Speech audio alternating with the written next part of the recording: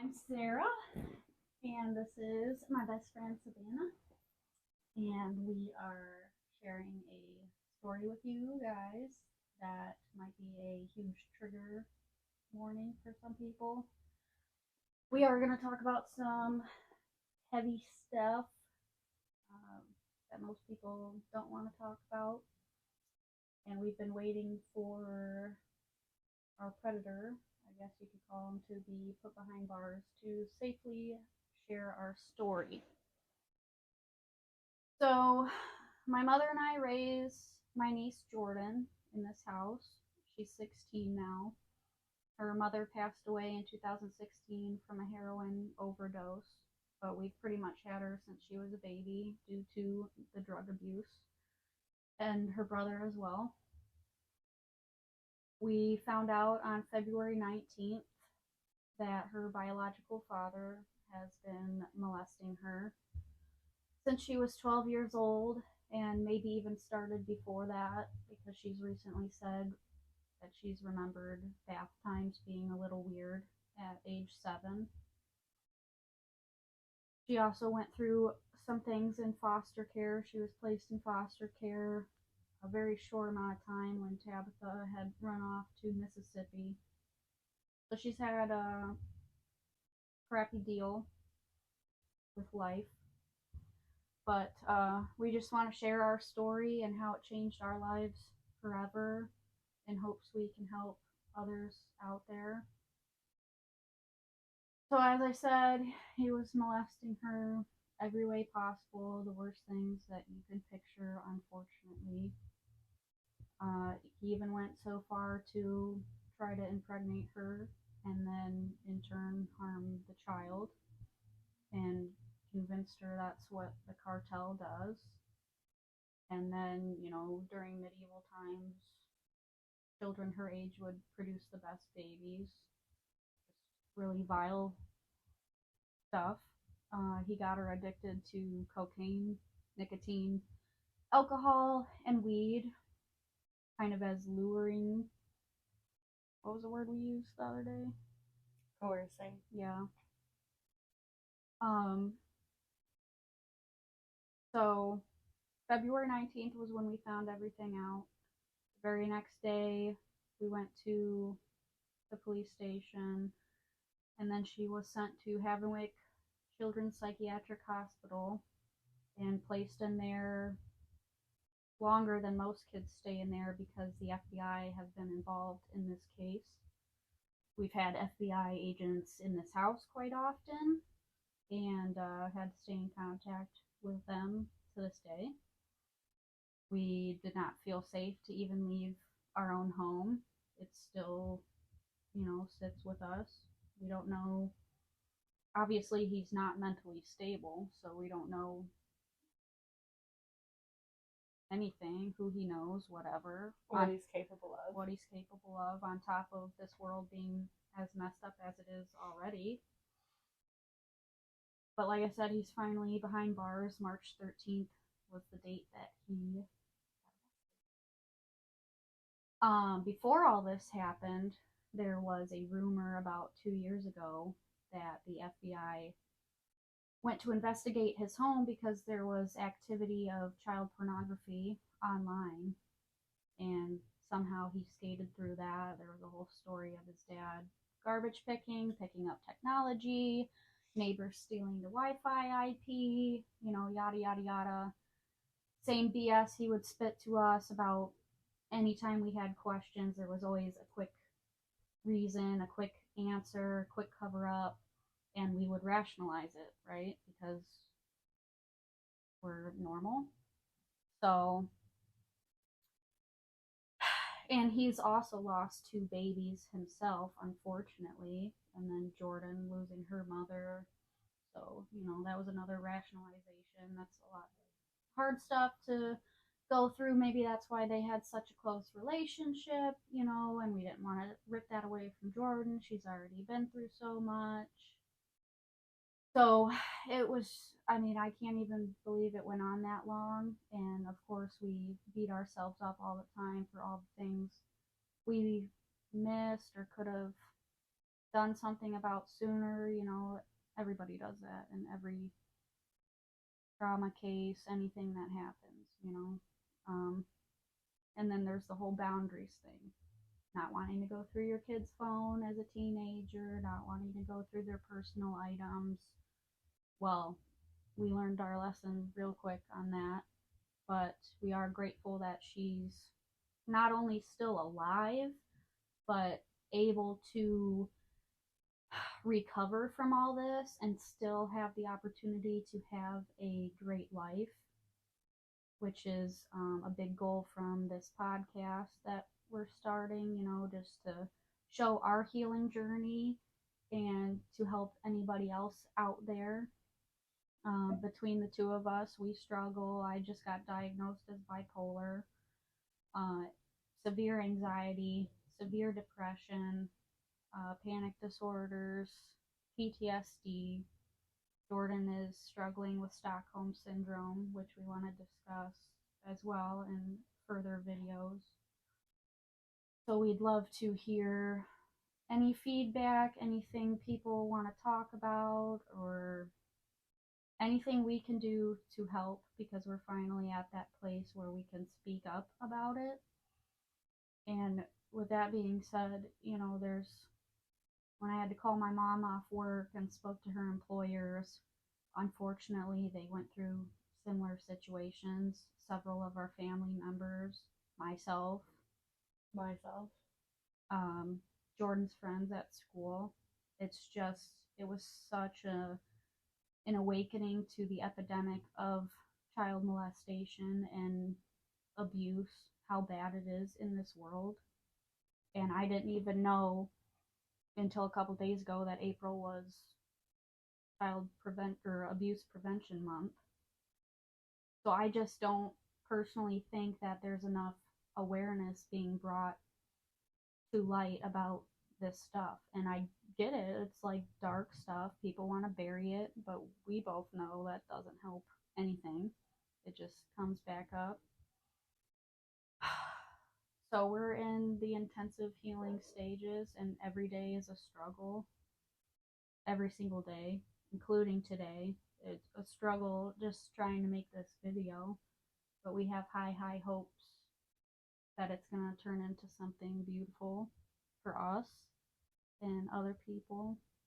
Hopefully for everybody else. It's a good way to create a safe space for us, for anybody else that's struggling with it. Even just listening to other people's stories, like listening to our stories, could help even just one person, and that would mean the world of difference to us. It would help us in our healing journey. It would help Jordan and hers. It's about encouragement and bringing awareness to a really, really problematic thing that is happening.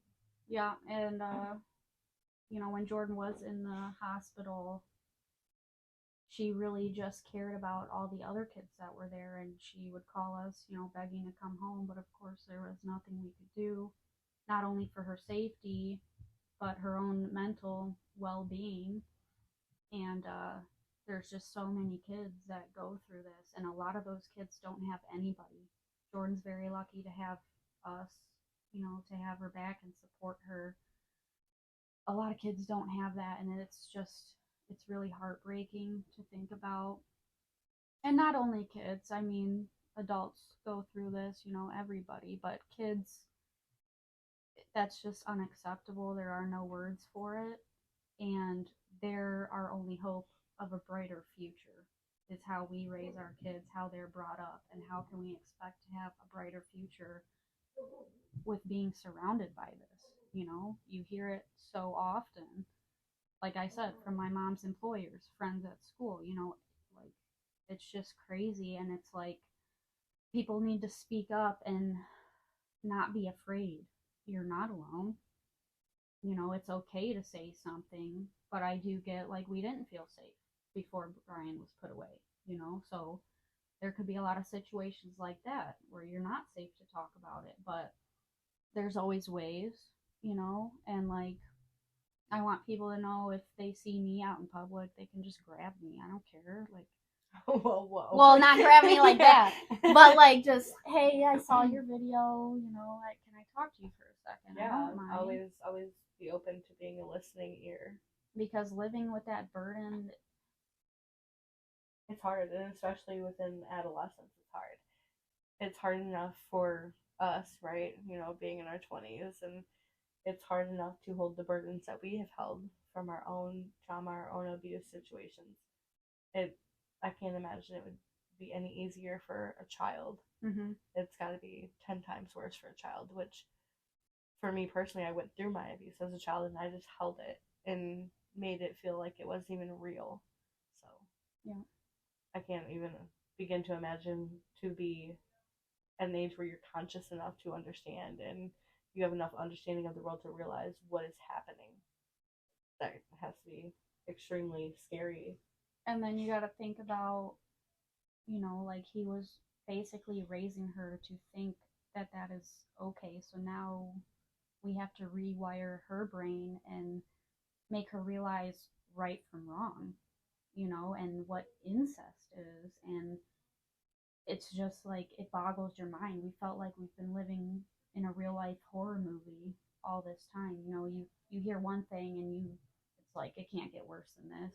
Well, it did.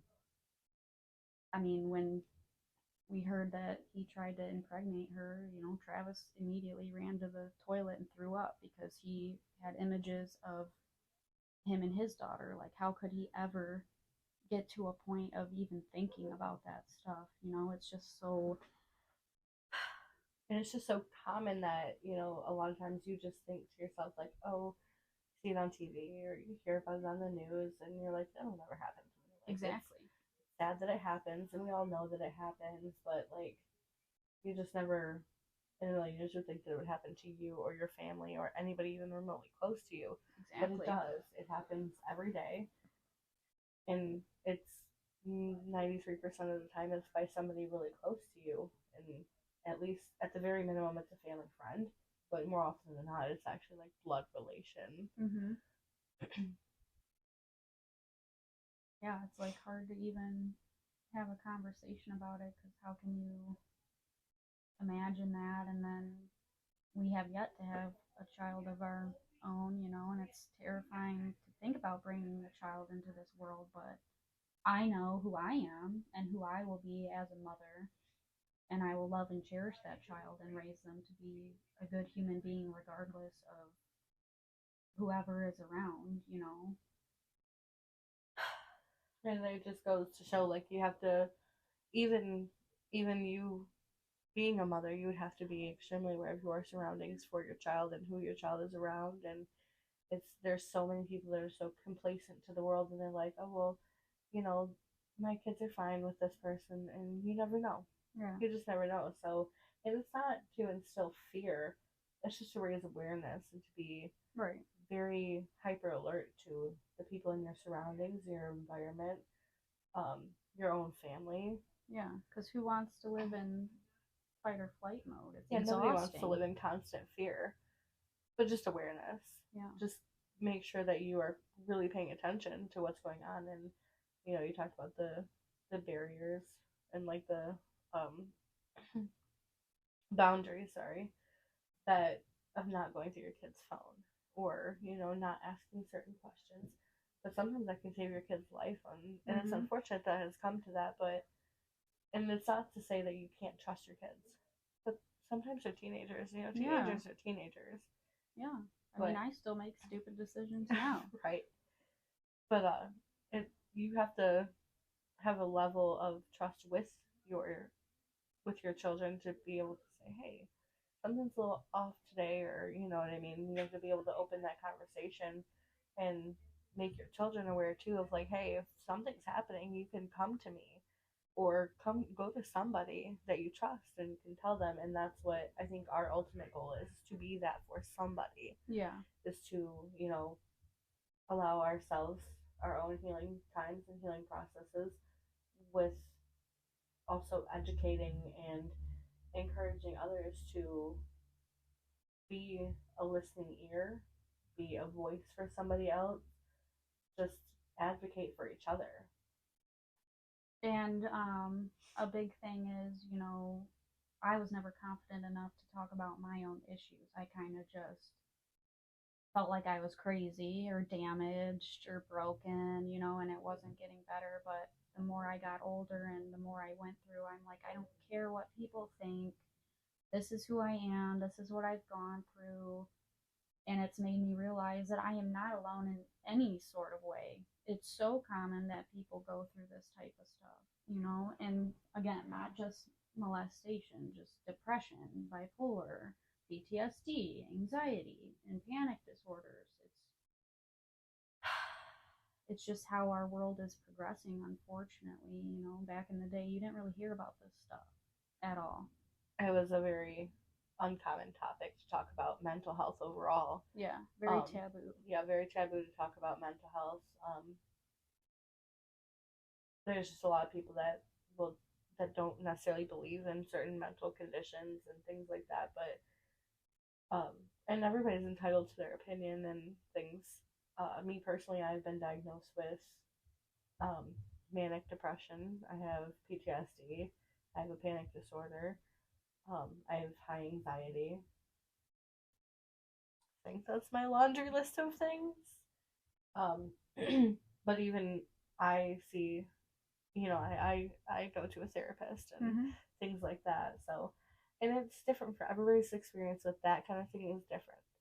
Some people are comfortable talking to a therapist, talking to a professional, or some people are comfortable just talking to their best friend, like we are. You know what I mean? It's more comfortable for you and I to sit and talk like this and reach out to other people and talk, publicly about it than maybe another person who's more comfortable talking to a professional.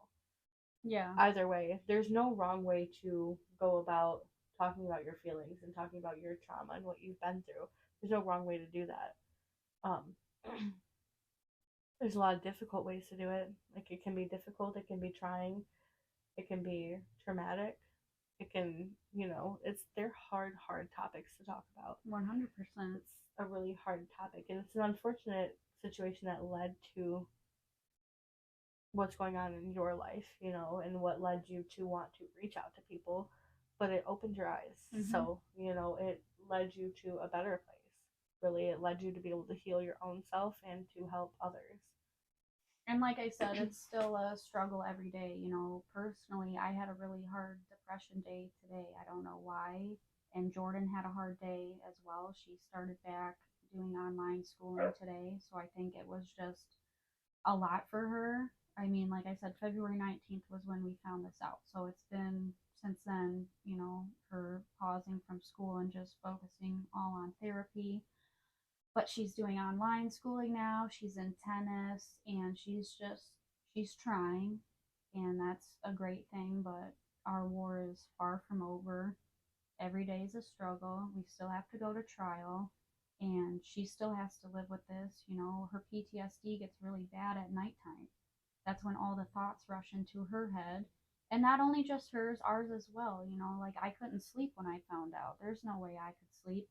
I was not able to stop working on finding a way that I could help Jordan and put this thing behind bars, because the authorities are not always the best help.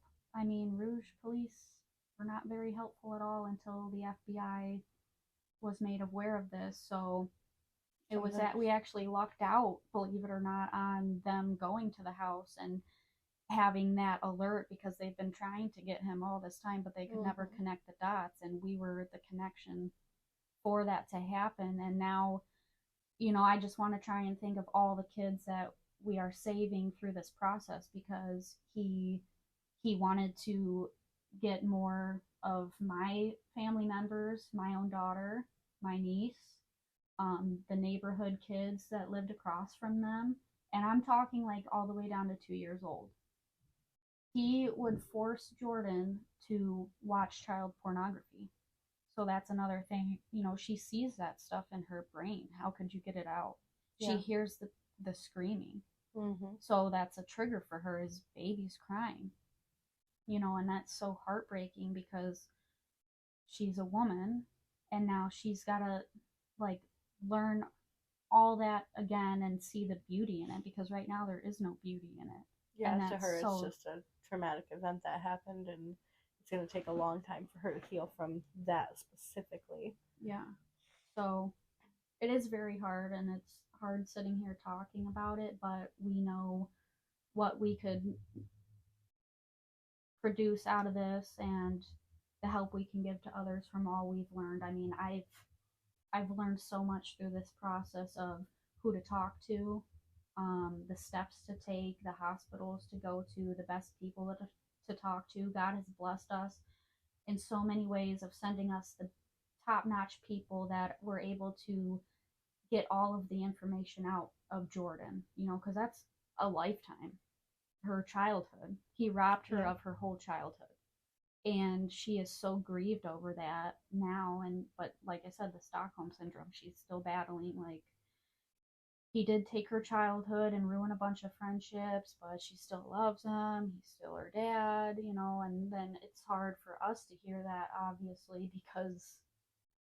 Well, because in your head, you're like, how could you ever have loved somebody that treated you that way? But for her, it's a totally different bond. So it has very much long term effects that a lot of people don't understand and realize. Mm-hmm. Some people don't even know what Stockholm syndrome is, or the effects of it, or that it how bad it can be, because she is convinced that she wants him to get better, that he's just sick. Mm-hmm. And so it's hard to combat that, especially at a young age when life is confusing enough. Yeah. Life is confusing enough for her, so it's a lot to take in. It's a lot to understand, but you, as a rational, normal person, right, can't like, you can't figure out in your head why she would be like this. Why would you think these things? Why do you find it okay? Why do you rationalize the things that he did? Because she will do that too, where she'll defend him. Mm-hmm. And it's hard to keep yourself from being like, what do you mean? Why are you like this? Yeah. And then we're also obviously her punching bags, because it's just an easy target, I guess. And then she can also, because I'm the one who made the FBI call, but she can put all the blame she wants on me. I don't care. He's where he belongs, and he will suffer on earth, and I believe personally, he will suffer eternally. So, you know, I know she will get over that one day, and she will thank me and realize all we've done for her. But right now, it's just all over the place. Like, it's really good sometimes, and then it's really, really bad, and it's so extremely stressful, and you almost can't even go about a normal day. You can't take care of your stuff. You know, I've been off work all this time, and sometimes I feel like I can't function at all, and it's just so draining. And it opens up a world of your own trauma, when yep. you experience it with somebody else, when you go through things with somebody else. It for you, it could open up wounds that you healed up on your own and closed up and forgot about and just left it alone. So to open things up like that, and now it's a healing process, not only for her but for you. Mm-hmm. And you go back and forth between trying to figure out, okay, well, this will help her, will it help me too? And hopefully in the end it'll actually help you guys grow to be more connected together and understand and realize that it's not always so different. Even though you went through something different than her, and I went through something different than she did too, and I went through something different than you did, it's all connected. It's all a form of trauma, it's all a form of abuse, whether it's neglect, whether it's, to the extent that Jordan went through, or just verbal, mental, physical abuse, any Right. type of abuse, it's all connected. And again, hopefully it'll bring you guys closer together in the end, and she'll understand and realize that you did what was best for her. Mm-hmm. And what was best for your family and everybody else's kids that you potentially saved. Yeah. But it is, we have a long journey ahead of us. But again, we're grateful to just have her here, period, because we've experienced so much death in our own family through whatever reasons. So, speaking of July 4th, she almost lost her life because he had given her an overdose of cocaine and a whole bottle of Fireball and locked himself in the bathroom to do whatever he was doing. And she was laying there thinking she was dying. Nobody was there to help her. And coincidentally, that was the night my grandmother passed away. So my mom believes that my grandma took it straight to God, and that's how Jordan was able to, I'm not even going to say recover because it wasn't that, but just make it out. You know, there's a lot of things that you can't explain, but yeah. Some people believe God takes a life to save a life, or, some people believe that when one person dies, another one is born. So I understand the concept of what you're saying and what your mom's theory is. I get that. Yeah. And it could very well be, like you said, some things are just unexplainable. But it's definitely a blessing to still have Jordan. Yeah. And then, like with the drug subject, again, rewiring her brain, right? Because he got her addicted to so many things when she was still developing. She still is developing. I'm still developing. The human brain doesn't stop growing until what's 27. That's what I read. Something like that. Yeah. So she just has so much damage. Yeah. Her body never got the chance to grow as it should. Her brain never got that chance. So it's just, yeah. It could have been a lot worse. It really could have. And it may have been worse for some people. So we're here and we're able to share our story and we're able to help others and hopefully save more lives ourselves with the work we're doing, because it's hard. I haven't been through what she has, but I don't think I could make it through that. There's no way. I really don't. So it's just too much. But that is our main goal here to, and we don't always want to talk about this stuff, right? Because it is really dark. It's really hard to hear and talk about. So we just want to do our best to bring light to the situation, and we still want to joke and be ourselves, and laughter is the best medicine there is. Yeah. So, just show the healing part of this, it's not all the good, the bad, the ugly. Yeah. There will be ups, there will be downs, but in the end of it, the end goal is to just create awareness and show again the healing journey and hopefully learn to love life again. Yeah, for sure. And love yourselves again. For sure. Stars can't shine without darkness. So that's what we're telling ourselves, and then a few Bible verses. We both love this too shall pass, and it does. I'm finally able to realize or pinpoint, okay, I'm having really bad depression today, but I know it's temporary. I know it's going to go away, and it could be because I'm starting my period or it was just an overload, whatever the case. I'm finally able to recognize that, because before it was like, why me? Why do I suffer with this? I have a good life compared to a lot of people. I have opportunities. I have a family that loves me. I had a good career, and I was going to Haiti, seeing the people making $5 a week, not even being able to support their family. So why do I struggle so hard mentally? Why do I not want to be here? And it just, all of it opens your eyes. Life is so much more. Life is what you make it. And 100%, I agree with that. So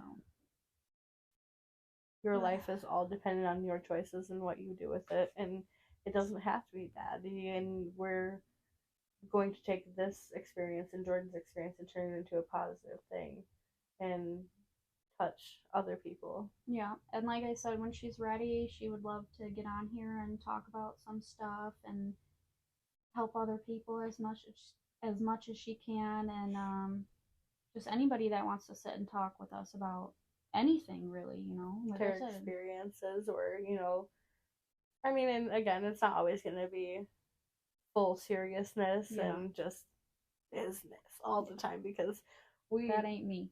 the more that everybody gets to know us, it'll become easier, it'll become lighter, and it'll be a great thing. Mm-hmm.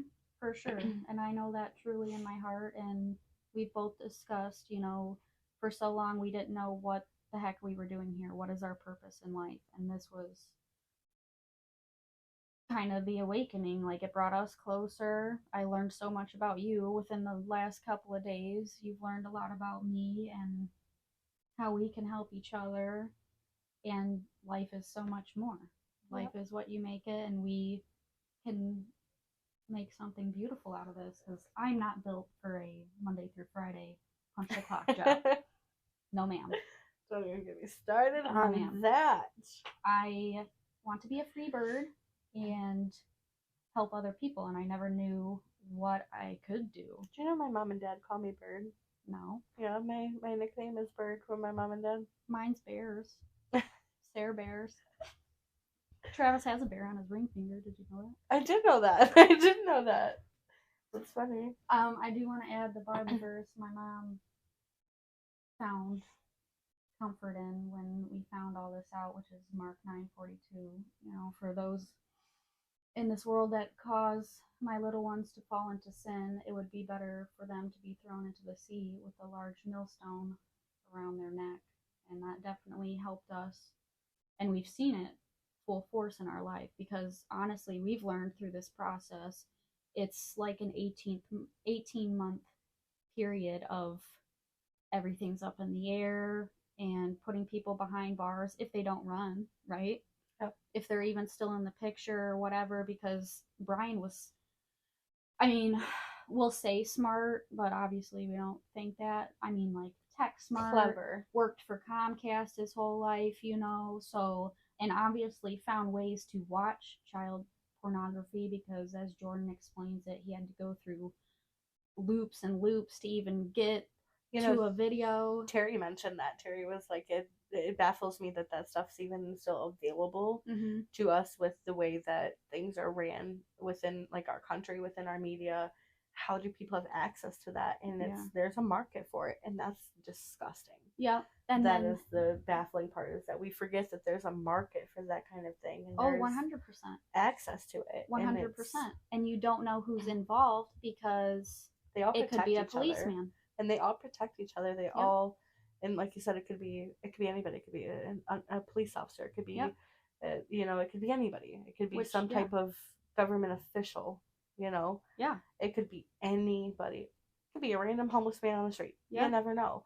But the access that these people have is insane, and that's where part of this problem starts. Yep. Is figuring out the access that they have and how they have access, and putting a stop to that.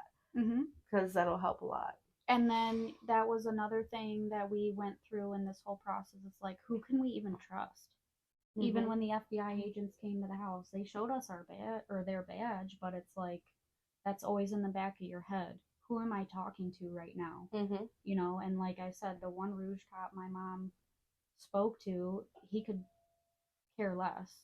Like she said, he made a public threat against me on Facebook. This was when Brian was still out in public. Right. And she was losing her mind. We all felt unsafe. Terry was sleeping back here with an axe because we didn't have a gun in the house. Mental health reasons. So you just don't know who you can trust. And he was basically like, well, what do you want me to do about it? Yeah. Your job? I don't know. And that's a hard topic too. Like, sometimes they just don't care because it doesn't affect them.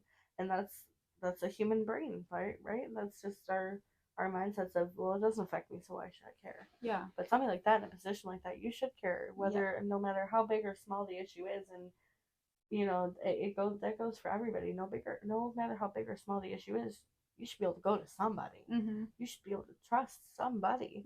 But it's so hard. Yeah. It's so hard in today's world, and that's a problem with kids. That's the huge issue with the adolescents is they who are they going to trust?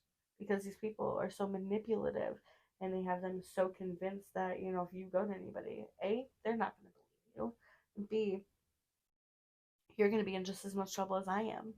And that's just simply not the case. And it starts with parenting too, because you have to educate your children to know that they're not going to get in trouble for coming to, like, for me personally, my kids are not going to get in trouble for coming to me with any problems they Right. have. Like, I've always said that, like, I will be the mom that, you know, if my, and this is me personally, this is what I would do. But kids are kids, and I know what I did at 16, and I Right. know what my kids are going to be capable of doing at 16. If my child were 16, 17, 18 years old and were to call me and be like, Mom, I got super drunk at a party, you're not going to be in trouble. You No. called me. Yeah. You called me. I will come get you. Please, Yeah. for the love of God, don't get in a car with anybody. Don't Right. meet with anybody. Right. You did the responsible thing, Yeah. and you're going to come home alive because of it. Mm-hmm. So, you know what I mean? I'm it it's as simple as a conversation. It's as simple as a conversation and reassurance to your kids that they're not going to be in trouble for telling the truth. Mm-hmm. Because that's super important. Yeah. It's very, very important to have that line of communication with your kids that they're not going to be in trouble. Yeah.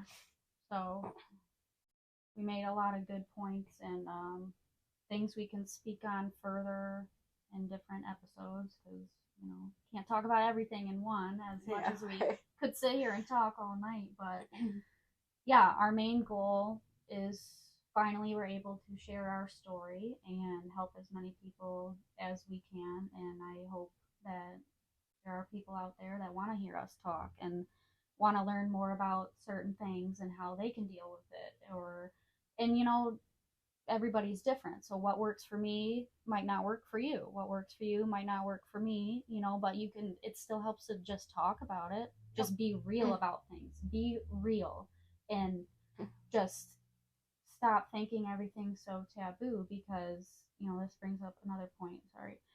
So when we were at tennis or Jordan's tennis game the other day, you know, a childhood friend's mother came up and talked to my mom and she's like, you know, she came home and told me about it. I'm so sorry. I always had a feeling that something was off because Jordan would go over there and he'd be so controlling over everything, you know, so she'd have to be on her phone 24/7. What are you doing? Where are you at? What are you talking about? And people notice that stuff, but nobody said anything because boundaries. Yeah. Disrespect, whatever, worried about hurting other people's feelings, whatever. And I get that completely. Assumptions, even just making assumptions like, hey, and people are so worried about, you know, oh my God, I'm gonna get criticized for making an assumption. Somebody's gonna look at me like I'm crazy, and sometimes it can really, really help if you just open your mouth. Yeah. So we want to do our best to end that stigma. You know, just say something. Who cares?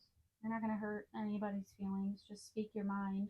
As long as you're not cussing somebody out or whatever, just just go say, about hey, it respectfully. Yeah.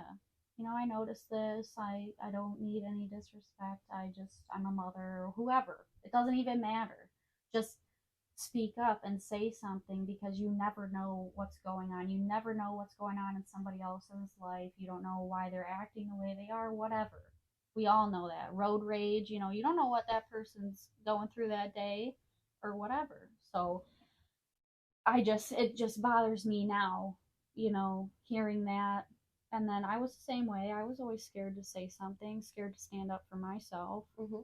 And now it's like, screw that.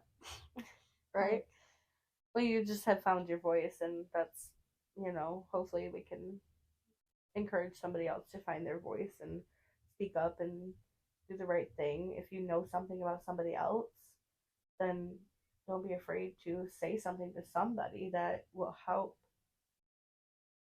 And hopefully along this journey everybody will get to know us, and we'll get to know other people and hear other stories and other people with encouraging words.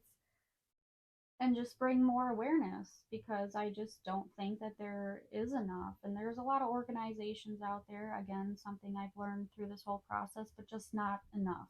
And my personal opinion, our kids are the most important thing. My kids are going to be my life, you know, and again, that's what our world is going to be, is the next generation. So that is just pertinent to me. And we are our children's protectors. You know, you have gut feelings for a reason. So if you have that, realize it, pause, you know, hold on. Why am I feeling this way? What's going on? And until those questions are answered, keep your little ones close. Keep yourself more aware than usual. And it's really hard to stay aware and alert because you get wrapped up in life, you know, working, kids, animals, like you name it, anything, just living. It's hard, and you know, you just get wrapped up in everything and you forget about things.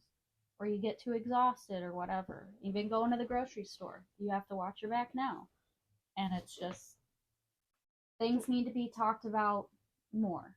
And I get there's other things going on in the world where, you know, wars, and you just can't face every battle, but you can definitely raise more awareness and help Okay. people feel more comfortable. At least we can start. At least we can try. Yeah. You know, and that's all you can do is you can just try. And there's other things that you can do too. Like we have decided to start a secondary business on top of the podcast and on top of everything else too. You know, with merchandise and things like that, but taking a portion of profits from that and donating it. Yep. You can donate it to different organizations that help protect kids and help with research on all of these things. And you know, there's so many different organizations that you can look into that you can donate to, and eventually we'll put links and things like that into videos and podcasts and all that. So it's definitely in the works, but we were very excited to finally, well, not excited, but just being free to share our story and bring awareness. I mean, Jordan has been outcasted for a long time at school because everybody thought she was different and addicted to things, you know, like, I don't want you around me. She was going through that. So you don't know what kids are going through. And we're just happy to be here, alive, and in the healing process, able to help others. So we hope you guys enjoyed this as much as you could. We hope it helped somebody, and we'd love to hear, you know, from people. No judgments. We don't want nasty comments. Nobody needs that. Nobody has time for that. So, you know, we'll talk about whatever we want to talk about, whatever other people want to talk about. And like I said, or she said, we're in the process of starting our own business, of making t-shirts, just whatever we feel like to help raise awareness. Jordan is amazing at artwork, so she's been creating a few things just to finally be able to show everyone who she is as a person, because like I said, her childhood got ripped away and she wants to help other people too. So we see big things coming from this. And we also got 2 puppies, her and I got a cane corso. Her name's Cora, and we'll be showing them in another video and talking about raising them and why we got them, which I got Cora to protect our household and guard her family and love her family, be an emotional support dog, and so far she's been amazing with that. And I got a Cricket. Well, I got a he's a German short-haired pointer, and he is a firecracker. He definitely challenges us. He is super high energy, but that's something we needed in our lives because we were super like couch potatoes, right? Like we wanted to. I mean, in the summertime we're active, but we needed more to be more active when our depression gets really bad, right? Mm-hmm. And so he definitely helps with that. He, good lord, he is a firecracker for sure. His name is Ghost. He's like 3 months old right now, and like Sarah said, you know, we'll be showing the trials and tribulations of being dog moms. Yeah, we attempted this video earlier and it was just not happening. Yeah, no, they were not having it. Yeah. So, yeah, that's it for tonight, and we'd love to post another video very soon and talk about more stuff and hopefully have some interactions, some feedback. that'd be great. And I feel really positive about this, even though it was morbid. But it's all love, all good vibes here, all hippie stuff, and we just want to help. 100%. We just want to help. So